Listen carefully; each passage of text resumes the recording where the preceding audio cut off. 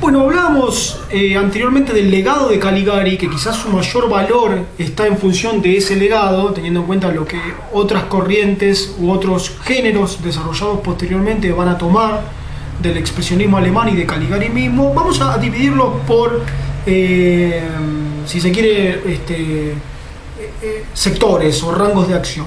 Primero hablaremos de la temática. Bueno, como decíamos, una temática orientada hacia la figura del doble, de la inteligencia artificial incluso, algo que va a tener mucho que ver con lo que será la tecnocracia más asociada con las tecnologías en relación a la manipulación del código genético. Bueno, acá se ven un poco anticipadas con esta inteligencia artificial de una manera muy primitiva, pero bueno, se ponen en acción. La temática del doble, ¿no? Ese desdoblamiento de la personalidad que es la base fundamental del tratamiento del inconsciente del psicoanálisis, ¿no? No entender ya a la persona como una unidad, sino como una alienación de sí mismo, ¿no? Consciente e inconsciente, se pone en juego una doble polea donde la identidad de las personas encuentra contradicciones casi absolutas, podríamos decir, dentro de una misma figura. No, se entiende que este desdoblamiento va a ser uno de los síntomas de la alienación producto del paradigma capitalista, del paradigma industrial, ¿no? Y será la materia del trabajo del psicoanálisis durante todo el siglo XX, y que el cine va a poner en función en muchísimas obras. Pero bueno, tenemos la aparición del doble que se va a repetir. Metrópolis lo vamos a ver de una manera muy explícita con los dos personajes de María y su clon, la aparición de un clon, pero también lo vamos a ver en M, donde el personaje del vampiro, el asesino, si bien no es explícito, sí se entiende que en su discurso hay un desdoblamiento donde él mismo se dice ser víctima de su inconsciente, de algo que emerge sin poder controlarlo. Bueno, ahí también está presente la figura del doble. El otro sector va a ser el sector formal, las influencias formales, que bueno, obviamente tienen que ver con los decorados, pero sobre todo con la herencia que va a dejar en relación al uso de la luz.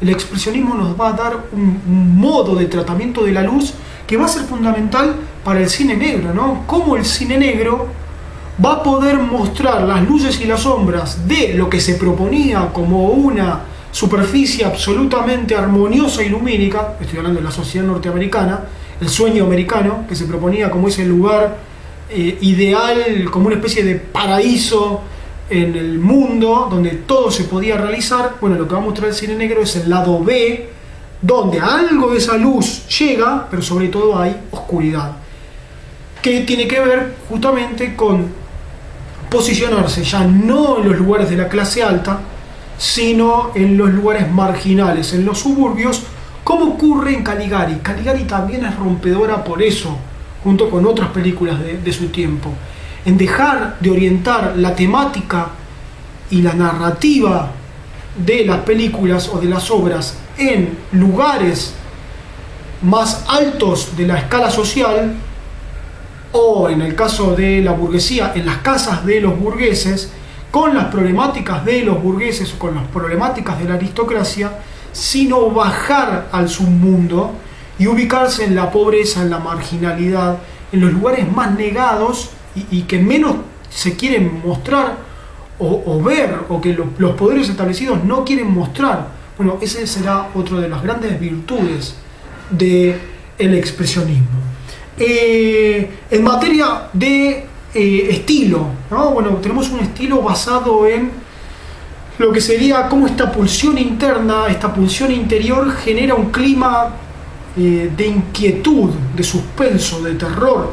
Nos da mucho miedo ver lo que tenemos adentro, ¿no es cierto? O ver quienes forman parte de esta marginalidad. ¿Por qué? Porque se postulan como un otro no imaginado, ¿no? El marginal es alguien que se postula como un otro que ni siquiera nos enseñan a reconocer o ver.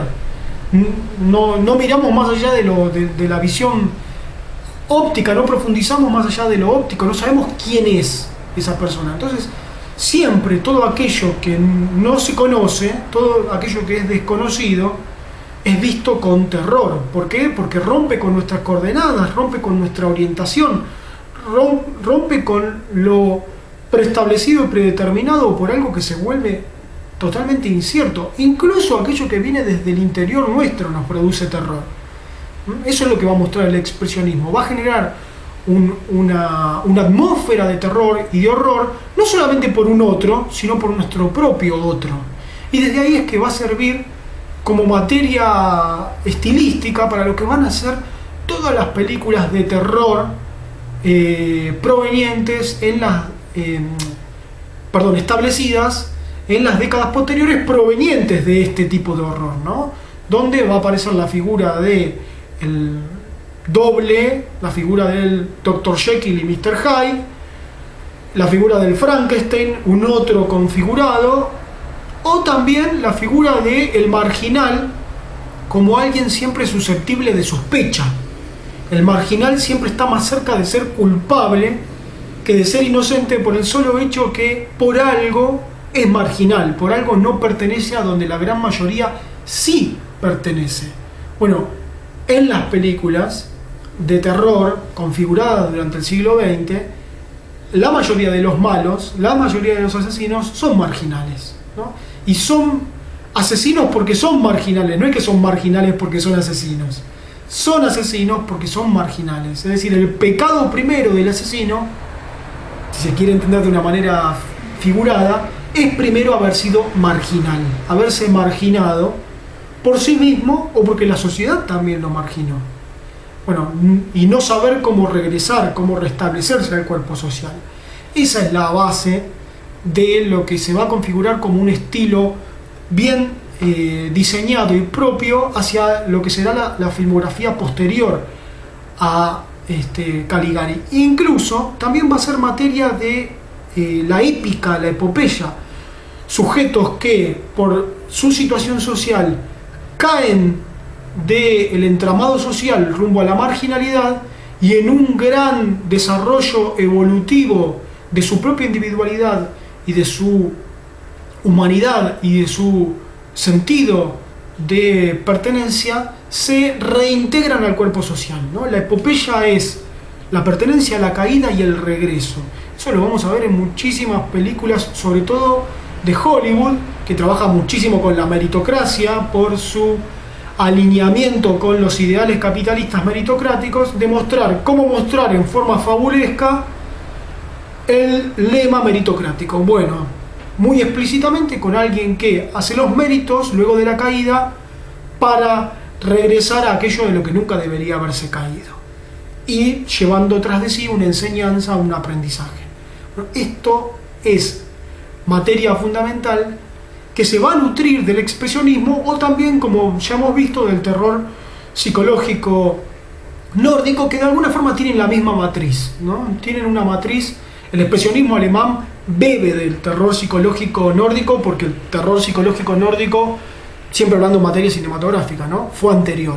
Bueno, el expresionismo alemán bebe de eso, se nutre de eso y tiene un alcance incluso mayor, porque el terror psicológico nórdico no es tan reconocido masivamente en la historia como sí lo es el expresionismo alemán, sobre todo por sus alcances también pictóricos y también sobre lo que van a ser la imagen cinematográfica, televisiva y la imagen virtual, como les hablaba antes, que es la que tenemos hoy, la que prolifera hoy en nuestra sociedad.